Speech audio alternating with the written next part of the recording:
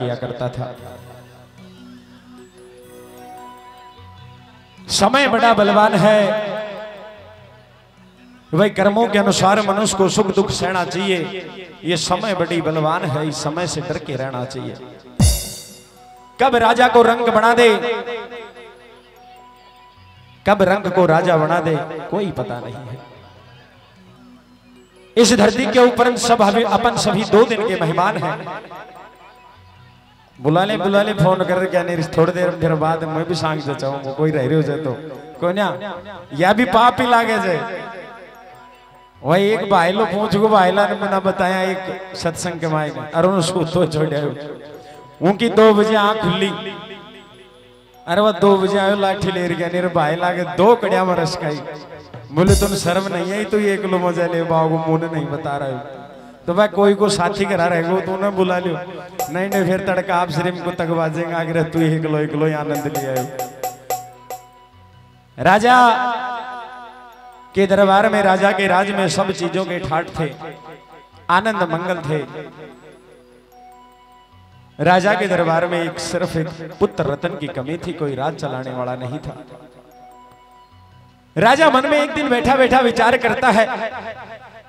राजा का एक मंत्री हुआ करता था जिसका नाम था चोड़ सिंह। वो राजा की एक पुत्र की भांति सेवा किया करता था। और राजा अपने मन में विचार करता है कि मैं क्यों ना इसे ये राजपाट सारा मैं इस नौकर को भेंट कर देता हूं, ये अपनी सेवा भी कर लेगा, इस राजपाट को चला लेगा। राजा की भावना बिल्कुल शुद्ध थी। कुछ समय बाद राजा के कर्म किए हुए आड़े आ जाते हैं और राजा के दरबार में राजा रानी के एक पुत्र प्राप्त हो जाता है जिसका नाम था सत्यवान। राजा रानी की अवस्था वृद्ध हो जाती है। सत्यवान धीरे धीरे ऊन में बड़ा होने लग जाता है और उधर उस नौकर चोड़ सिंह के मन के अंदर कपट आ जाता है। ये एक ऐसी कहानी है जिसके अंदर हर मर्द वीर को सुनने के लिए और समझने के लिए कुछ ना कुछ मिलेगा। ये किस्से ज्ञान कथाएं एक जीवन जीने का आधार है। ये रामायण गीता महाभारत जो भी ग्रंथ इस सृष्टि के ऊपर रचित हुए हैं, वेद जो भी ऋषि मुनियों के माध्यम से रचे गए हैं, ये सभी वेद पुराण जो हैं ये एक जीवन जीने की कला सिखाते हैं। इन्हें सुनकर, इन्हें पढ़कर अपने आप को, जीवन को बदलने की एक क्रांति उत्पन्न होती है। जो समझदार होता है, जो इंसान होता है, वो अपने पास में रख लेता है और जो नहीं होता है उसके ऊपर से चली जाती हैं। बाकी विधि के विधान से बड़ा कुछ नहीं है। मेरे समझाने से ना तो आप समझोगे और ना मेरे कुछ कहने से आपके ऊपर कोई फर्क पड़ेगा। ये तो सारा विधि का विधान तय करता है। राजा का बेटा सत्यवान धीरे धीरे उम्र में बड़ा होने लग जाता है। उधर नौकर चोड़ सिंह के मन में छल कपट आ जाता है और वो नौकर कुछ अपने साथियों को इकट्ठा करके और मन में विचार करता है कि यार ये सत्यवान इस राजा का लड़का बड़ा होता आ रहा है, कुछ समय बाद में जो ये जागीरी अपने को मिली है ये अपने हाथ से छिन जाएगी। क्यों ना अपन इस राजा रानी और इस बेटे की कहानी खत्म कर दें और ये राजपाट, ये जागीरी, ये जो भी है ये अपने पास रह जाए। ना रहेगा बांस और ना रहेगी बांसुरी। लेकिन जहां गलत इंसान होते हैं वहां अच्छे भी इंसान होते हैं। सभी इंसान एक जैसे नहीं होते हैं। गुप्त सूत्रों से एक भला नौकर जिसके कानों के अंदर ये बात पड़ती है तो वो मन में विचार करता है कि ये कपटी नौकर तो राजा के साथ अन्याय करेगा। क्यों ना अपन इस राजा का अन्न पानी खाए हैं, क्यों ना जाकर के ये बात राजा को बता देते हैं। और ये बात जाकर राजा को बताता है। राजा की आंखों से आंसू निकलने लग जाते हैं और नौकर बोलता है राजा ये रोने का समय नहीं है, ये सारा विधि का विधान है, ये राजपाट, ये सब चीजें अगर तू जिंदा रहेगा, तेरा बेटा जिंदा रहेगा तो तुझे वापस मिल जाएंगे। तू इस महल से निकल जा। वो नौकर तुझे मारने की चरम सीमा पर पहुंच चुका है, वो तुझे जिंदा नहीं छोड़ेगा। और नौकर अपने बेटे को और अपनी रानी को लेकर के जंगलों की तरफ, वो राजा धूमतसेन अपनी रानी और अपने बेटे को लेकर जंगलों में चला जाता है। जंगल में जाकर एक कुटिया बना लेता है। कुटिया के अंदर अपना जीवन यापन करता है। दुख एक ऐसी चीज है जो अच्छे अच्छे मर्दों को समय से पहले तोड़ देता है। दुख एक ऐसी चीज है जो एक अच्छे से अच्छे मर्द को समय से पहले वृद्ध बना देता है। राजा सोच सोच के वृद्ध हो जाता है और उधर सत्यवान की उम्र बढ़ती चली जाती है। सत्यवान मन में विचार करता है और राजा रानी अपनी आंखें खो चुके होते हैं और सत्यवान मन में विचार करता है कि माता पिता वृद्ध हो गए, अपन क्या करें। और जो सच्चा पुरुष होता है, जो अपने ब्रह्मचर्य का पालन करके जीवन जीता है, सद्बुद्धि अपने आप जागती है और वो एक पास के नगर सेठ के पास चला जाता है और जाकर के उससे गुहार करता है। मन में विचार बनाकर जाता है कि यहाँ कुछ और तो अपने को काम सूझता नहीं है, ये पास में गांव है, अपन जंगल में रहते हैं, क्यों ना यहाँ से लकड़ियां काट काट के अपन शहर बेच करके आ जाएंगे, उधर से कुछ अपने को 2 आना मिलेगा, अपने माता पिता का लालन पालन कर देंगे, अपन इनका पेट भर देंगे, गुजारा कर देंगे। और ये विचार लेकर वो एक नन्हा सा नौजवान पुरुष, वो एक लड़का सत्यवान उस नगर सेठ के पास में चला जाता है और जाकर के हाथ जोड़कर विनती करता है। नगर सेठ देखता है एक मासूम सा चेहरा, सुंदर सा चेहरा, एक छोटी सी उम्र, और वो देख करके उसकी बात सुनता है और वो सत्यवान उससे गुहार करने लग जाता है। क्या गुहार करता है, क्या कहता है, सुने एक जोगिया तरज के माध्यम से। आइए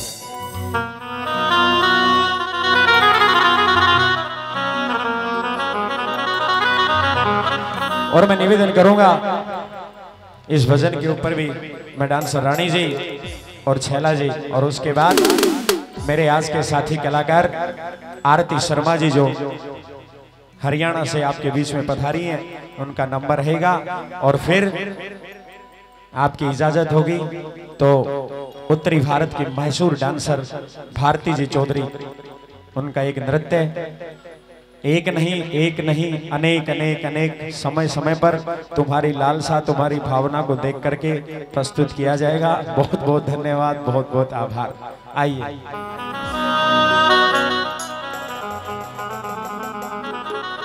ओहो समय बड़ी छे, ओ महाराजा समय बड़ी छे, नरका के बड़ा महाराजा रे या समय समय की। ओहो या जग में बात राजा अहजीब,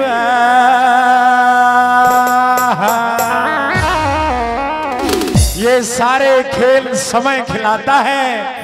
ये आज तुम्हारे सामने मुझे ला करके खड़ा किया है तो ये सारा खेल समय का है। और सुनिए क्या वार्ता बनती है। 1 2 3 4।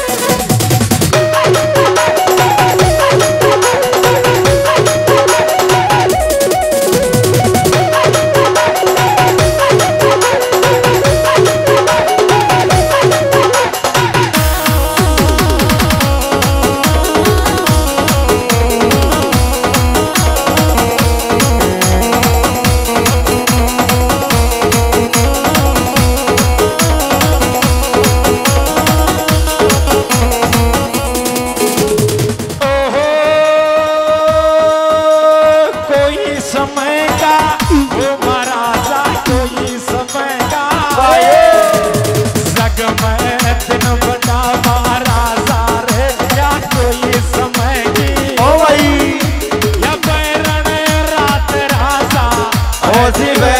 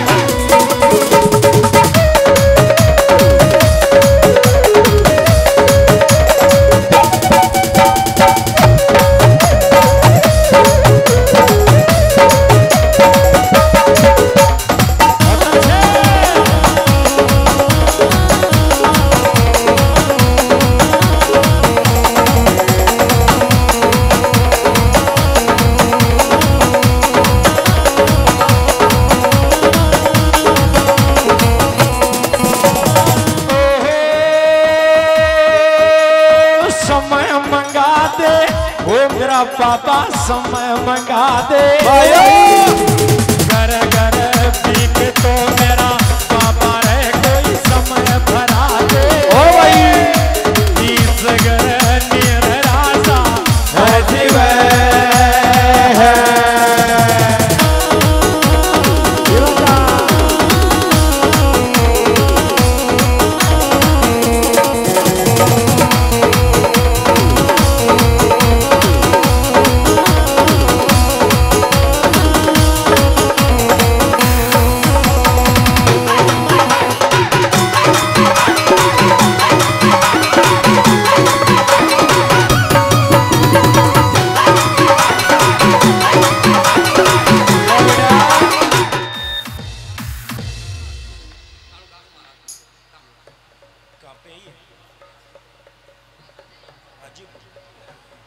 भाई ये कालूदास जी महाराज का भंडारा है 12 तारीख का हाजीपुर। आप सभी श्रोताओं से मेरा निवेदन है कि बाबा के भंडारे में बाबा के दर्शन के लिए प्रसादी प्राप्त करने के लिए जरूर पहुंचे। बहुत बहुत धन्यवाद, बहुत बहुत आभार। उधर बेटा बेटा उधर वो सत्यवान उस नगर सेठ लाला जी के सामने चला जाता है और जाकर के एक मासूम सी शक्ल बनाकर हाथ जोड़ के खड़ा हो जाता है। ओहो दे दे कुलाड़ी ओ लाला जी दे दे कुलाड़ी ओ भाई संग में जेवड़ी लाला जी वो मैं पैद बरो ओ तेरी मेरो राम राजा ओ जीवे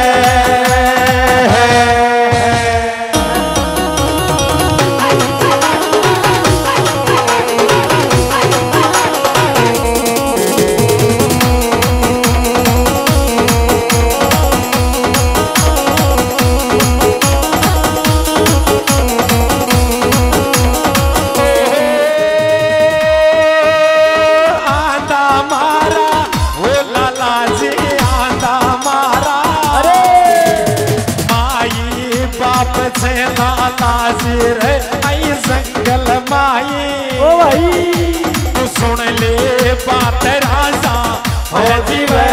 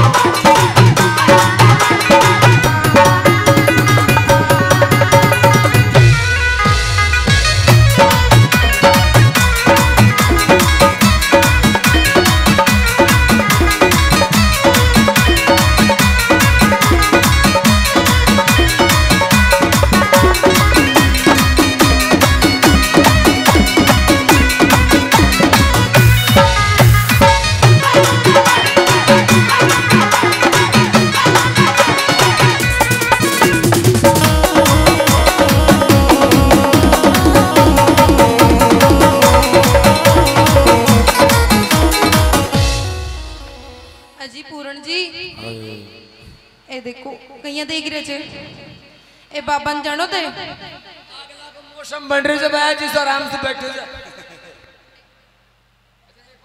हाँ एक माइक और लेके आओ। तीन जना तेरे से यहाँ पकड़ा रहे थे।